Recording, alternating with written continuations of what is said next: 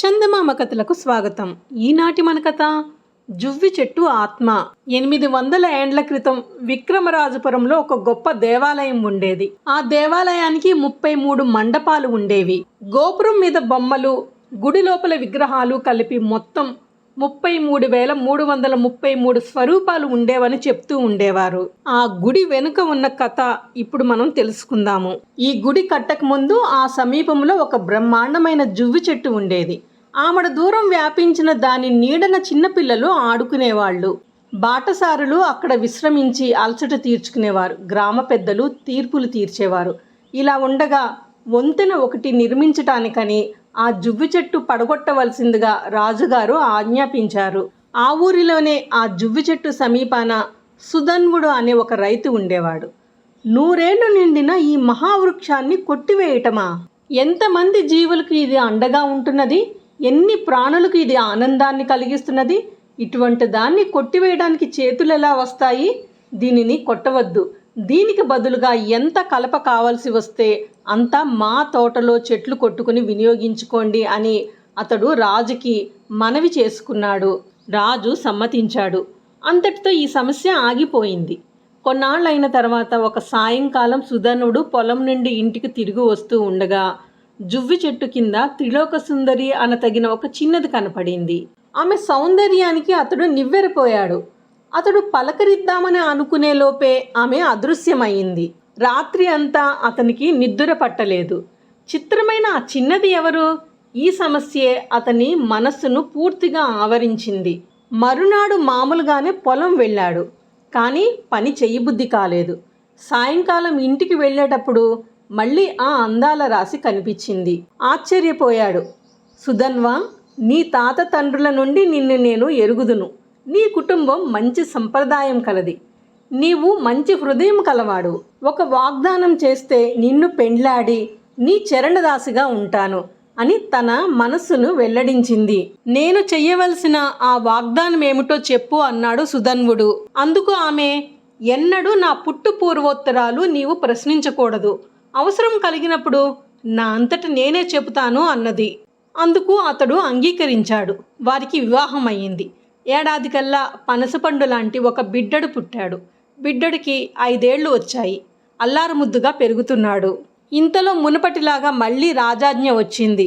విక్రమరాజపురంలో ఒక గొప్ప దేవాలయం నిర్మించాలని, అందుకుగాను ఈ జువ్వి చెట్టు కలపే కావాలని, ఇందుకెవరూ ఆటంకపరచకూడదనేను. పనివాళ్లు వచ్చారు. పదునైన గొడ్డళ్ళు తెచ్చారు. చకచకా చెట్టు కొట్టివేస్తున్నారు.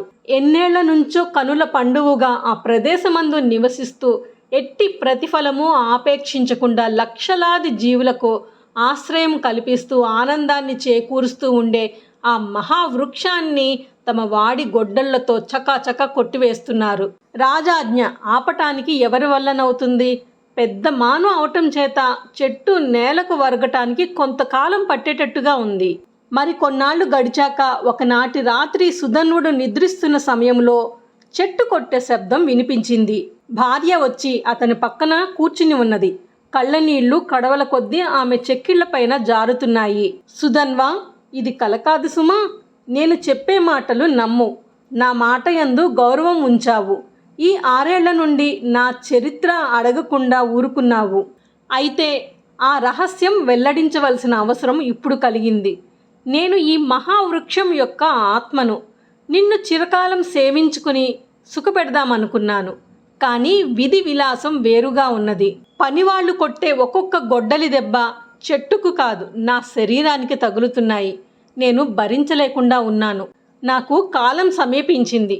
ఇంకా కొంచెం సేపటిలో చెట్టు పడిపోతున్నది. నేను చచ్చిపోతాను. చిట్టివాడి చేష్టలు కళ్ళారా చూడగలననుకున్నాను. కానీ నాకు ఆ ప్రాప్తం లేదు. నా గుర్తుగా వాణ్ణి జాగ్రత్తగా పెంచుకో. నీవు మంచి హృదయం కలవాడువు. నిన్ను దైవం కాపాడుతాడు.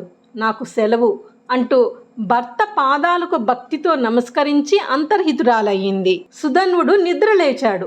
బిడ్డడు కూడా లేచాడు. తల్లి కోసం ఏడ్చి రాగాలు పెట్టాడు. పాపం తండ్రి ఓదార్చాడు. తండ్రి కొడుకులు చెట్టు ఉండే ప్రదేశం చేరుకున్నారు. అప్పటికప్పుడే పనివాళ్ళు చెట్టు కొట్టివేశారు. బ్రహ్మాండమైన చెట్టు మాను భూమి మీద పడి ఉన్నది. సుధన్వుడు కొడుకు ఆ దృశ్యం చూచి వలవలా ఏడ్చారు.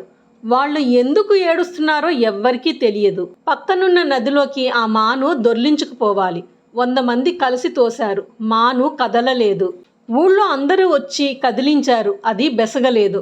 పై గ్రామాల నుండి మహాబలశాలులు ఎంతో మంది వచ్చి ప్రయత్నించారు.